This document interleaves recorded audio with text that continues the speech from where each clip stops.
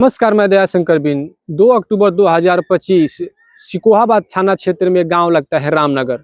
रामनगर की एक महिला जिसकी उम्र 30 वर्ष होती है, जिसका नाम होता है राखी, वह सुबह अपने घर से खेत में फ्रेश होने के लिए निकलती है और रोड पार करते समय, हाईवे पार करते समय सुबह 4 बजे का वक्त था और एक अज्ञात वाहन आता है, उसे टक्कर मार देती है। उस स्त्री की, उस महिला की मौके पर ही मौत हो जाती है।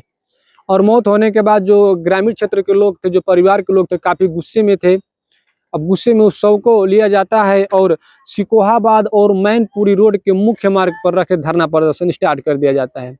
अब धरना प्रदर्शन धीरे धीरे, उसमें काफ़ी भारी जनसंख्या में लोग इकट्ठा हो जाते हैं, लगभग हज़ारों की जनसंख्या में। आप वीडियो में साफ साफ देख रहे हैं। अब यह सूचना पुलिस वालों को मिलती है। पुलिस वालों को जैसे ही सूचना मिलती है, वहाँ पे पहुँचते हैं। पहुँचने के बाद अब पुलिस वाले यह प्रयास करते दिखे कि आखिरकार मामला क्या है और ये लोग क्यों धरना प्रदर्शन कर रहे हैं। और पुलिस वाले कुछ लोगों से, ग्रामीणों से बात की तो पता चला कि कोई सुबह सुबह अज्ञात वाहन ने इस महिला को टक्कर मार दी और टक्कर मारने के बाद वो मौके से फरार हो गया और महिला की ऑन द रोड मौके पर ही मौत हो गई। पुलिस वाले बोले कि चलिए कोई बात नहीं, आप महिला के बॉडी को दे दीजिए, हम लोग पोस्टमार्टम करा देते हैं।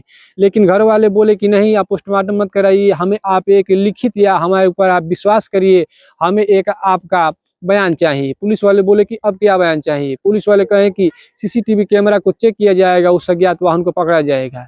अब गांव वाले इधर दूसरी डिमांड कर रहे हैं। वो दूसरी डिमांड क्या थी, हम आपको बताएंगे तो आप चौंक जाएंगे।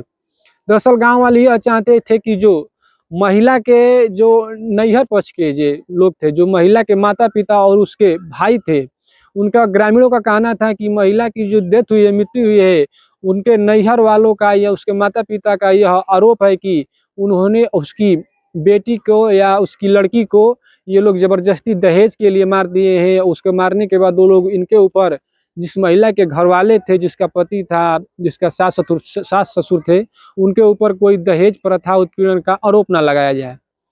पुलिस के लाख समझाने के बाद पुलिस वाले यह आश्वासन देते हैं कि ये तो मौत जो हुई है, जो रोड एक्सीडेंट में हुई है, आप लोगों के खिलाफ कोई फर्जी कार्रवाई नहीं होगी, कोई फर्जी एफआईआर दर्ज नहीं किया जाएगा, जो दहेज उत्पीड़न का मामला लगता आया है।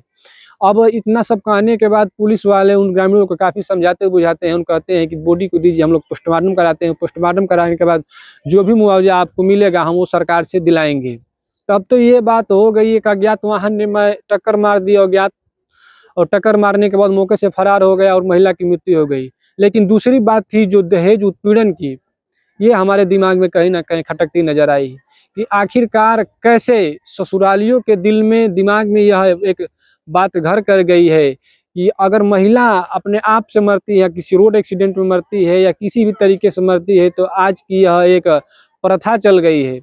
जिस तरह दहेज प्रथा चल रही थी, उस तरह प्रथा चल गई है कि अगर उनके लड़की के नैहर पक्ष के लोग जो होते हैं, वो उनकी लड़की किसी भी तरीके से मरी होती है, तो वो पहले यही एफआईआर दर्ज करवाते हैं कि हमारी लड़की को दहेज उत्पीड़न किया जा रहा था, हमसे लगातार पैसों की डिमांड की जा रही थी, हमने पैसे का डिमांड नहीं पूरी की, तो इस वजह से हमारी लड़की को मार दिया गया। न जाने कितने ऐसे केस हमारे इस भारत में, हमारे इस प्रदेश में पड़े हुए हैं। और हम आपको एक चौंकाने वाला खुलासा कर दे रहे हैं कि हाल ही में एक हाई कोर्ट का एक रिपोर्ट आया था, एक पत्रिका का एक रिपोर्ट आया था कि जो 100% जो दाखिल होते हैं दहेज उत्पीड़न के केस, उसमें 70% केस फर्जी पाए जाते हैं, बल्कि 30% केस वास्तविक पाए जाते हैं, जिसमें दहेज उत्पीड़न के लिए उस बेटी बहनों को मारा जाता है। और 70% जो 70 मामले पाए जाते हैं वो फर्जी पाए जाते हैं। उसके लड़की के घर वालों को, लड़की के सास ससुर को, लड़की के पति को परेशान करने के लिए दहेज उत्पीड़न का केस का आरोप लगाया जाता है।